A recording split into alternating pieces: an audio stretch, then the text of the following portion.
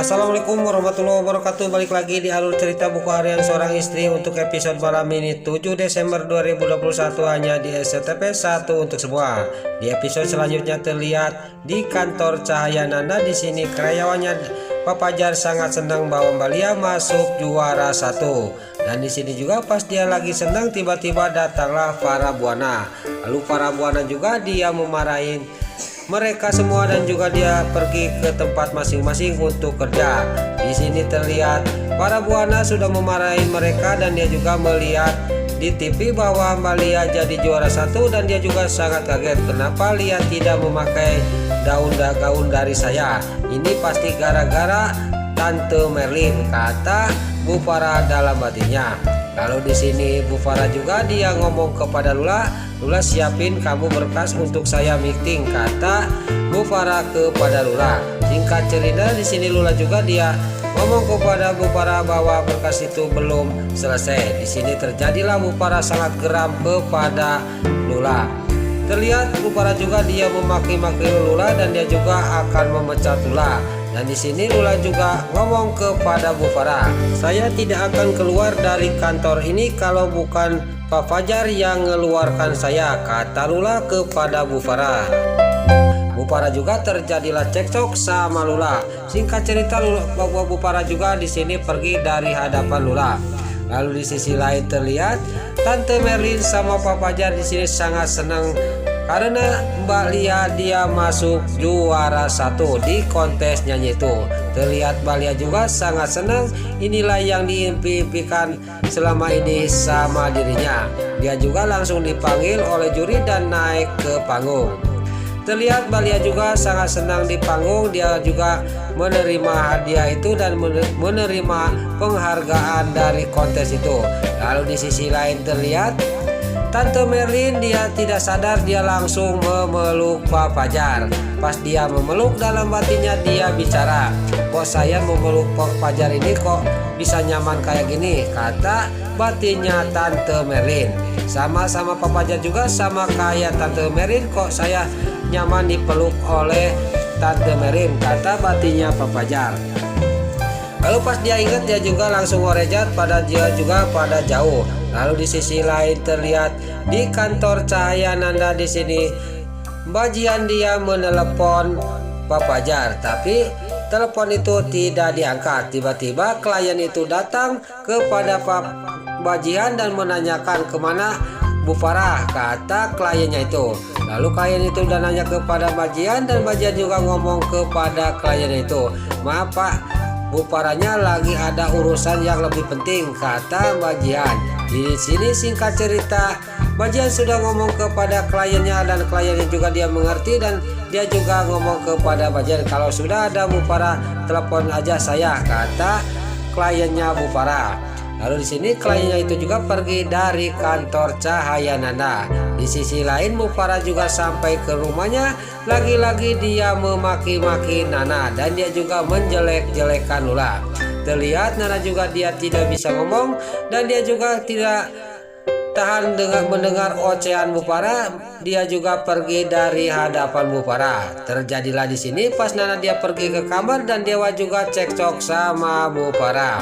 Lalu Bu Farah juga dia ditinggalkan oleh Dewa karena Dewa menyusul Nana ke kamar. Lalu pas di kamar Dewa juga dia enak-enakan dia ngomong kepada Nana, "Kamu jangan sampai dimasukkan ke hati ya omongan Mama," kata Dewa kepada Nana.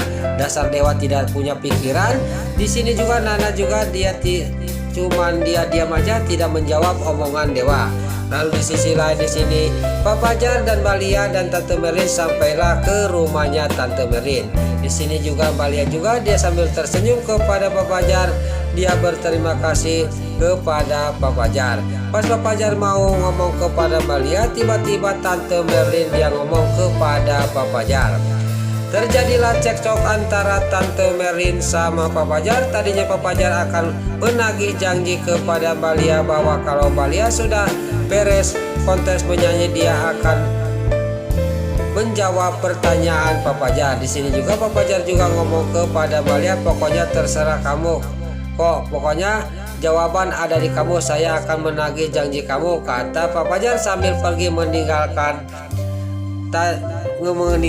Balia. Lalu Balia juga dia menyusul Tante Merin ke rumah, dan terlihat Tante Merin juga dia mewek di dalam rumah dan disadarkan oleh Balia. Dan Balia juga langsung pergi lagi keluar untuk menelepon Pak Fajar. Di sini Balia juga menelepon Pak Fajar, dan Pak Fajar yang lagi di mobil yang kesel kepada Tante Merin, dia juga sangat senang menerima telepon dari Balia. Dia mengajak ketemuan. Lalu Pak Fajar juga menyiapkan tempatnya untuk ketemuan sama Balia. Terlihat di sisi lain di kamarnya Nana yang lagi menghulang di kasur masih tertekan batinnya. Dia juga akan pergi ke makam ayahnya. Dan di sini juga Dewa juga memandang kepada Nana istrinya, kenapa Nana kok pucat kayak gitu dan dia tidak mau ngomong. Lalu Dewa juga nanya kepada Nana, dan Nana juga menjawab, saya ngantuk mas, kata Nana sambil dia menggeledah di kasur. Pas dia lagi mau tidur, tiba-tiba ada yang ngetok pintu. Yang datang tiada lain adalah Bu Farah. Lalu para buana juga lagi-lagi dia memaki-maki Nana karena dia tidak becus katanya mengurus anak. Karena Junior menangis karena dia itu Junior tidak mau dikasih susu formula, dia mau susu ASI aja.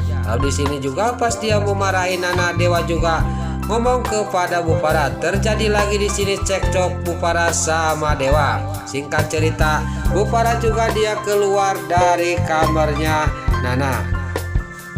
Lalu terlihat di sisi lain di sini di rumahnya Tante Merlin, tiba-tiba Balia menerima paketan dari Pak Fajar, dan dia juga langsung dibuka di dalam. Dia juga sangat senang karena itu untuk ketemuan dia sama Pak Fajar. Lalu di sisi lain di sini di luar, pas Balia mau berangkat, tiba-tiba sudah siap supirnya Pak Fajar menjemput dirinya. Lalu di sisi lain di rumahnya Pak Fajar, dia juga lagi dandan untuk siap-siap untuk ketemuan sama mantan istrinya. Singkat cerita, Pak Fajar juga sampai ke tempat yang sudah disediakan, yaitu di sebuah kafe di taman. Di sini juga Pak Fajar juga menunggu Balia. Lalu di sisi lain di sini di sebuah kafe, si Ken Kelvin sama si Nurus Tunjung si Alia si Hildatul dia melihat siaran langsung yaitu di TV bahwa Balia dia mendapatkan juara 1 menyanyi. Si Nurus Tunjung si Alia satu sama si Ken Kelvin juga sangat kaget dan terkejut. Lalu di sini si Alia satu juga dia tidak terima bahwa Balia dia mendapat juara 1 di kontes itu. Lalu si Ken Kelvin juga dia ngomong, sekarang mau apa lagi karena dia sudah menang. Kata si Ken Kelvin, sekarang kita makan aja. Untuk dilihat si Ken Kelvin sama si Alia si Hildatul juga dia sangat kaget. Dia juga melihat Bajian sama karyawannya dia lagi ngobrol masalah dia ngebom SMS kepada Balia yang lagi menyanyi. Lalu Bajian juga dia mengambil HP dan menelepon kepada OB yang ada di kantor Cahaya Nana karena kartu bekas nge-SMS kepada Balia belum diberesin dan belum dibuang. Lalu dia juga tidak sadar bahwa di sisi lain ada yang melihatin dan mendengarkan pembicaraan mereka. Tiada lain itu adalah si Ken Kelvin sama si Alia si Hildatul. Lalu Bajian juga sudah makan dan sudah menelepon OB itu. Dia juga pergi dari kafe itu.